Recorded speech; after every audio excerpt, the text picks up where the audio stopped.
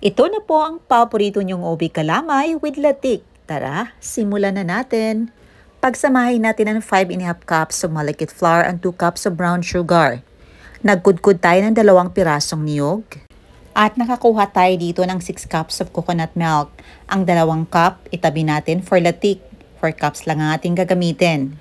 Nag-add tayo ng 1 tablespoon of vanilla and 1½ tablespoon of ubi powder. 1 teaspoon fine salt.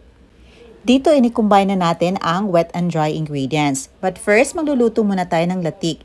Yung 2 cups lang ang ating gagamitin. And after a few minutes, ito na naglalangis na. Naging latik na ito. Itabi muna natin. At dito niluluto natin sa kahoy ang ating mixture. Mag-add tayo dito ng 1½ cups of mashed ubi.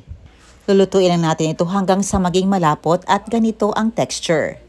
Yung makunat na at sumasabay ng mixture sa ating sandok. Ayan, ready na natin ang ating paglagyan. Medyo madami ito mga mamis. At yung oil ng ating latik, pinahid natin sa dahon ng saging. Ilagay na natin sa ating dahon ng saging at papalamigin muna natin for about an hour before natin i-slice. Pagkatapos i-enjoy na natin ito, ipalaman sa ating paboritong tinapay. Napakakunat, napakasarap ng ating ubi kalamay.